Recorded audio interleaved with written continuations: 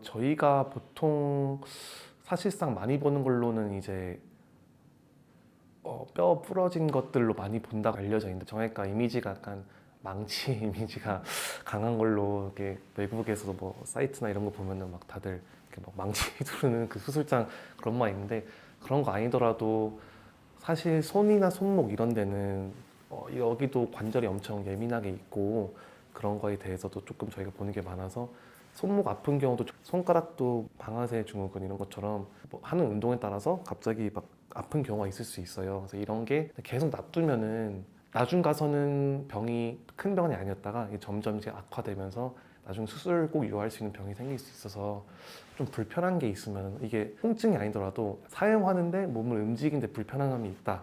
그러면은 사실 좀 한번 와봐서 물어보는 것도 좋지 않을까 싶습니다. 발이나 손 이쪽은 환자분들 요즘은 좀 자주 오시는 것 같은데 일상생활에 사실 불편함이 많아도 그냥 저희는 생각 없이 좀 지나치는 경우도 좀 많은 것 같긴 한데 가까운 병원에서 한번 보시는 것도 나쁘지 않을 것 같긴 합니다.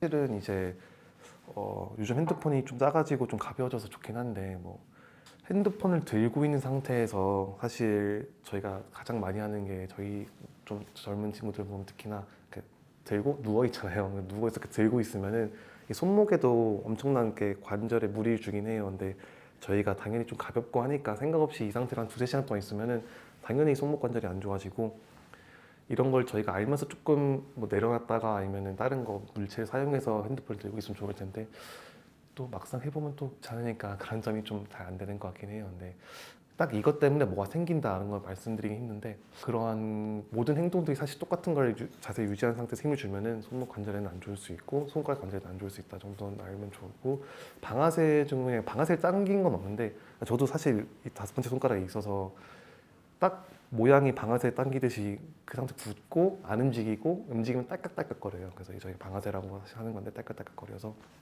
또 그냥 아프면 30초 동안 막 좀 당기면서 좀 풀어주면은 나아지거든요. 풀리고. 근데 단순히 그렇다고 이게 몇 번 없으니까 저는 아직 뭐 병원을 가는 건 아닌데 좀 지속적으로 있으면은 일상생활에서 어느 행동이 분명히 이거의 원인이 되는데 그걸 스스로 알긴 조금 힘들 수도 있기 때문에 병원 가서 뭐 그런 것도 보는 게 좋을 것 같긴 합니다. 그게 원인이 된다고 할 수는 없는데 당연히 힘이 가해진 상태에서 그 상태 계속 유지하고 있는 게 사실은 한 자세를 오랫동안 하는 게 안 좋다고 말씀드리는 거거든요. 그래서 그런 부분에서는 좀 안 좋지 않나 싶습니다. 저희도 염증을 많이 보긴 하는데 그래서 염증이란 게 사실은 이제 염증 자체는 이제 손상된 조직이 치유되는 과정을 말하는 건데요.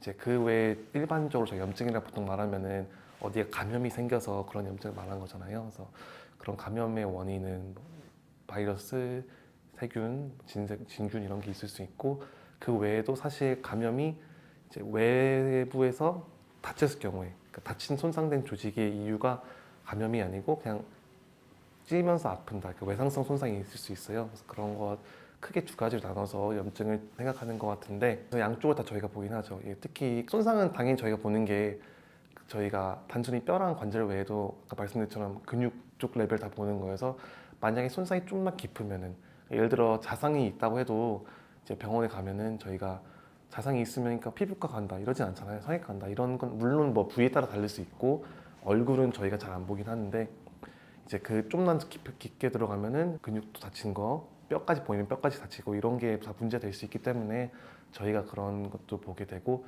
일상적인 의미의 염증인 뭐 세균 감염 이런 거잖아요. 그래서 이런 것도 위치에 따라서 당연히 세균 감염이 있는데 폐에 있으면 저희가 보진 않죠. 뭐 배에 있으면 보진 않는데 이게 뼈 주변, 관절 주변으로 가면은 저희가 보는 경우가 많고 특히나 그런 거 같은 경우에는 조금 급성인 경우에는 그 관절이 어느 관절에 따라서 좀 급하게 좀 봐야 되는 경우도 있긴 합니다.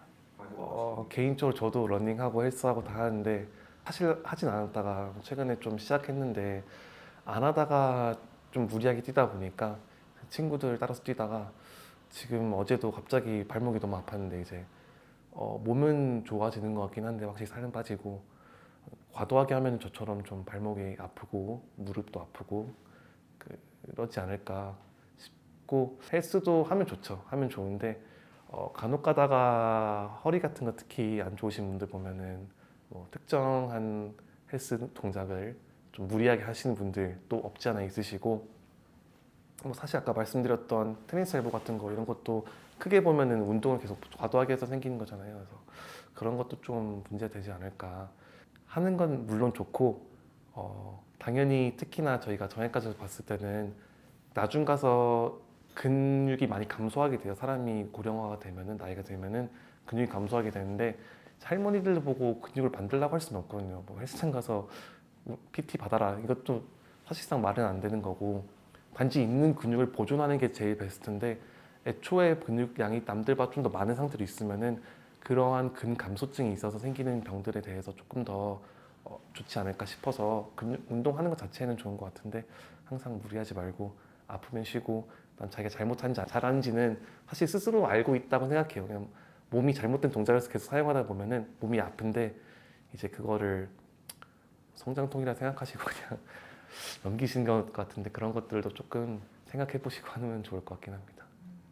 보통은 이제 단순히 좀 과하게 운동한다면 근육이 뭐 찢어진 경우는 사실 자체가 근육이 찢어지고 다시 붙는 제 근육이 커지는 거여서 완전 파열은 사실 본 적은 없고 그냥 거의 전설로만 들었던 그런 약간 예시 같고 보통은 무리하게 운동하다 보니까 무릎이나 발목 그 다음에 허리 아픈 게 제일 많은 것 같아요. 데드리프트, 스쿼트 3대 운동이라 보통 말하잖아요. 근데 그걸 잘못된 자세로 좀 과하게 중량을 치면은 허리에 무리가 많이 가서 허리가 많이 아프고 러닝도 자주 하면 좋지만은 많이 뛰는 것 자체가 사실 뭐 무릎이랑 발목에도 무리가 갈 수 있어서 원래 많이 안 뛰시던 분들이 그러니까 특히 뭐 체중 많이 나가시는 분들이 만약에 고 운동을 하게 되면 운동량도 많아지고 그 운동량 자체도 더 남들보다 크기 때문에 그런 그쪽의 문제들도 있지 않을까 싶긴 합니다. 운동하는 게 몸을 건강하게 하려고 하는 거잖아요. 그래서 몸을 망가뜨리려고 하는 게 아니니까 건강할 수 있는 정도에서만 하면 좋을 것 같긴 합니다.